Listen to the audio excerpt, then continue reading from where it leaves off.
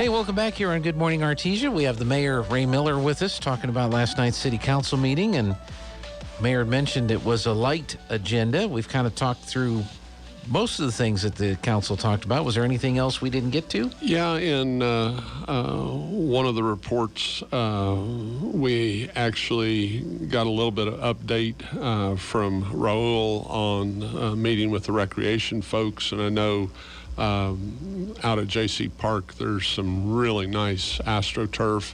But unfortunately, there's a little bit of an issue with some permitting and inspection between the state and the contractor that's kind of delayed actually opening that facility up for some use. But anyway, they're working on it, should be able to get it resolved type of thing. But that's put a little bit of delay. But it's truly a beautiful addition. And I mean, obviously my grandkids, like most everybody's in town, have played soccer when they were young. And I can remember walking through worrying about whether I was going to twist an ankle in a gopher hole. And that's not going to be a problem on this facility. And hopefully it'll be a thing where the leagues can actually monitor everybody's utilization of the fields to where they last a good long time, because they're designed for a good longevity if we don't do the wrong things, let our friendly pets out to help deposit liquid and solids on the field and drop cokes on them and stuff, because, they're not designed for that type of chemical addition. That's a nice way of putting it. Now, I know they've got provisions for a concession type building out there, and I saw light poles. Is that going to be lit at some point in time? Well, I think, and obviously all of this has been done with private donations, but I think there's been some very generous donations, not only from foundations for the fields themselves, but then also for some concession and bathroom works. But some of that area is part of the state issues at this point, and so they haven't been able to complete those pending resolving the stuff with the state inspection folks. And yes, there was some discussion about they thought that they were going to be able to secure funding so that it could be lighted. They wanted to visit with the city about, if they put up lights, would they be able to use lights? Well, obviously we have lights at the Little League parks. We have them at the girls' softball parks. We have numerous lights out there at J.C. Park. And basically with Little League and with girls' softball, those are controlled by the association actually utilizing it, because it's a thing where if they have events, they have the ability to turn their lights on. When they finish, we ask that they turn their lights off so that the lights don't light up all night long when nobody's there. Right. And both Little League and girls softball have done that well. The discussion with the folks the other day in committee meeting on the project out there was that if they put up lights, the controls will be inside the concession stand, so they'll have the ability to turn lights on when lights are needed. But then obviously the city asks that when they finish, someone turns lights off before they leave. And I told him, I says, some of the lights that we have on some of our jungle gym equipment, if we get to a point where we can't afford it, we can turn those lights off at night, because they're bright and they shine regularly. And I think they're on timers, but, I see them all winter long shining on that jungle gym equipment when it's 32 degrees and no self. Adult would take their kids out there at night to slide on the slides in 32-degree weather and below. But anyway, it's a thing where I think some of my staff thinks that I'm the biggest Scrooge and penny pincher, because it winds up being a thing where I hate to see us burn electricity if there's no utilization at all of the facilities. But I think our folks, I think not only I, but other folks in adjoining neighborhoods help them know when it appears that there's too many lights. Yeah, no, that's not necessarily a bad thing. Yeah. Well, it's a thing where our budget this year obviously is very tight. It has been for the last couple of years. Lots of times folks think, well, you should just be able to put a city employee out and do this. Well, we had in that meeting the other day talking with the soccer and football folks, there was discussion about, what the city can and can't do. And, John A., who's head of our Streets and Parks Department, I believe his report to the folks was that, a year ago or a year and a half ago, his department was 14 employees. Today, his department is 9 employees. He's lost 5 through attrition. It's now 4 in streets, 4 in parks, and 1 supervisor. And with that small of a crew compared to what they normally have, just getting the grass mowed, making the repairs in places is a real struggle for them. The fact they have, 1 supervisor and 8 employees covering all of that area in this size of city is a real challenge. But it's a thing where they also know that part of the reason that council put a hiring freeze in was basically because we needed to be leaner and meaner to protect the salaries and the benefits that all of our employees have, because we want our skilled people to stay with us. And if they choose to, we want them to have the expectation that if they're great employees, that they'll be great employees until they decide to retire. And we truly have some great staff. John A. is one of the folks heading up that department. He's a great Christian man. He has a smile on his face, and I can guarantee you there are days when you and I would not be smiling, but his attitude on life is exactly, it reflects his beliefs. And it's a pleasure to say he's one of our city employees. But, at this point, we have a couple of vacancies in our management team. We're looking for a new library head, as well as for a new city clerk, because Aubrey's announced his retirement.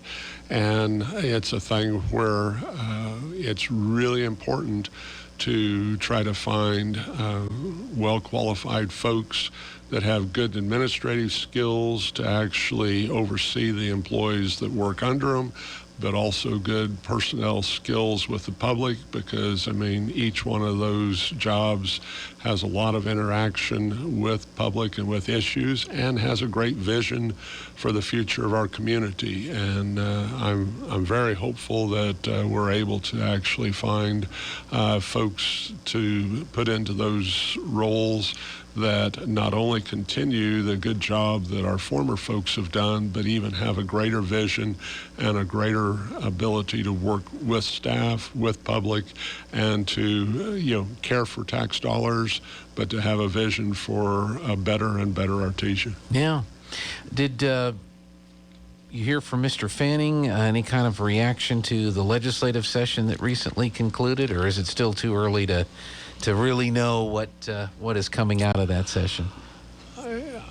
I probably would get in trouble if I talked about anything on a national or state level, and so I will decline. I have read many emails and texts from Mr. Fanning reporting back to county, City of Carlsbad, and City of Artesia as the session progresses, some with some optimism where bills that were adverse to business in our area were actually set aside, didn't make it through, and then others that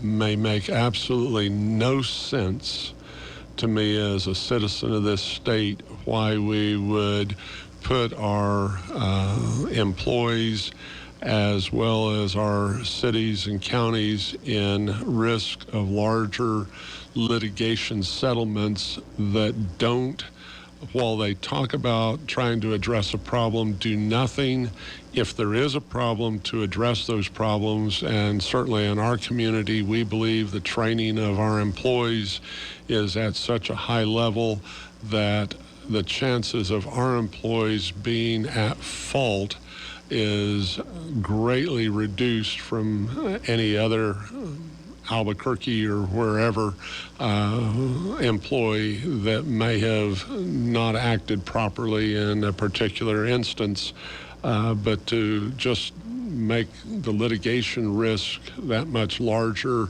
it could bankrupt cities and stuff. And while at this point we have insurance, there's discussion as to whether the insurance companies will carry the additional risks that we may encumber. And there were, I believe, even an ethics complaint filed because one of the bill's sponsor was a litigator who might. But anyway, like I say, all I can do is get myself in trouble talking about Santa Fe and Washington, so I'm probably better off just passing on that question. It's still a little early to do that. And then, of course, the state's going to get a whole bunch of money from the feds, and it looks like they're already starting to plug in budget gaps when it comes to things like lottery scholarships and other aspects of that. So that's still new information that hasn't yet come down to see how much of that is going to trickle down to the municipalities. Yeah, and it's a thing where obviously our economy here locally has historically been driven to a degree by the activity in oil and gas. It's truly an industry that appears from a national perspective to be under attack. I mean, a few years ago in the Obama administration, coal was the villain, and basically most of the coal miners are no longer in business. There's a few still left, but I think a lot of their product is shipped overseas, which is strange that would be the case. Oil and gas appears to be the new target by the environmental community. It does not make sense to me. They have a meeting on Thursday with the BLM to talk about a forum of policy for BLM, Federal Lands Administration. And the one question that I sent to them was basically it starts off with a comment that government data shows that emissions from oil and gas produced in the United States is less than the emissions from the same barrel or MCF produced anywhere else in the world. As a country, it appears we're going to continue to use oil and gas to some degree for many years to come.